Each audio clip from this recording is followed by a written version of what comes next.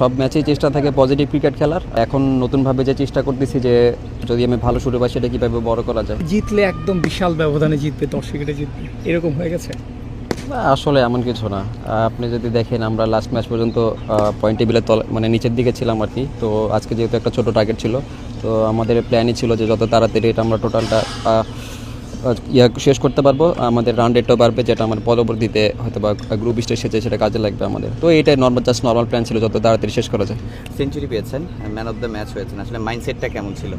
যেহেতু আপনি বেশ কয়েকটা ম্যাচে কাছাকাছি গিয়েছিলেন, হয়নি, এই ম্যাচে সেঞ্চুরিটা হয়েছে, মৌসুমের প্রথম সেঞ্চুরি পেলেন, আসলে মাইন্ডসেটটা কেমন ছিল আপনার?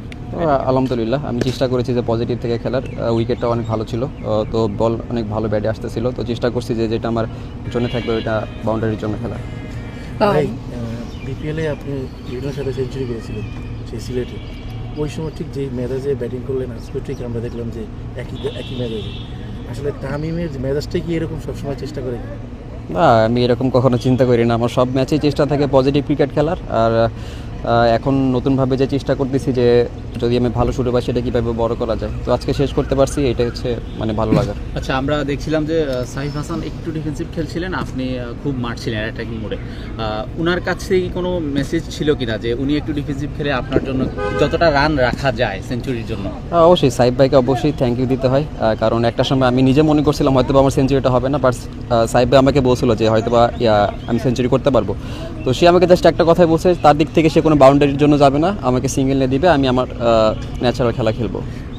দেখুন, একটু এই কোশ্চেনটার সাথে অ্যাড করতে চাই যে একটা সময় মনে হয়েছে যে রিকোয়ার রান রেট আর আপনার সেঞ্চুরি রান রেট প্রায় সমানে 2-1 রানের ডিফারেন্স। তখন কি কখনো খটকা লেগেছিল যে এদিক ওদিক একটা দুইটা ওয়াইড গেলেই কিন্তু এদিক ওদিক হয়ে যেত? না, এরকম কখনো চিন্তা করি নাই, আমি এটা মাথায় আসে নাই। আমি জাস্ট চেষ্টা করছি যে সাইফ ভাই আমাকে সিঙ্গেল নিয়ে দিবে, আমি আমার ন্যাচারাল খেলাটা খেলবো, জাস্ট এইটাই সিম্পল প্ল্যান। আপনাদের এই যে বিগ মার্জিনে উইনগুলা, টুর্নামেন্টের শুরুটা এরকমই হয়েছিল, তারপর একটা ডাউনফল গেছে মাঝখানে, আবার একটা আপনাদের ম্যাচ পরিত্যক্ত হয়েছে, সেখানেও একটা আপনারা পিছিয়ে গেছেন, কিন্তু এখন আবার ট্র্যাকে ফিরছেন। এখনও তো চোখ শিরোপার দিকে আছে নিশ্চয়ই?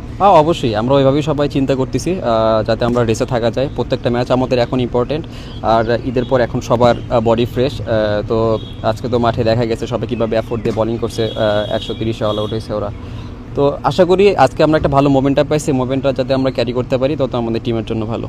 সব ম্যাচেই চেষ্টা থাকে পজিটিভ ক্রিকেট খেলার। আর এখন নতুনভাবে যে চেষ্টা করতেছি যে যদি আমি ভালো শুরু পাই সেটা কীভাবে বড় করা যায়। তো আজকে শেষ করতে পারছি, এটা হচ্ছে মানে ভালো লাগার। আচ্ছা, আমরা দেখছিলাম যে সাইফ হাসান একটু ডিফেন্সিভ খেলছিলেন, আপনি খুব মারছিলেন অ্যাটাকিং মোডে।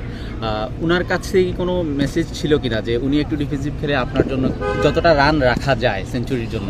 অবশ্যই সাইফ ভাইকে অবশ্যই থ্যাংক ইউ দিতে হয়, কারণ একটা সময় আমি নিজে মনে করছিলাম হয়তো আমার সেঞ্চুরিটা হবে না, বাট সাইফ ভাই আমাকে বলছিল যে হয়তো আমি সেঞ্চুরি করতে পারবো।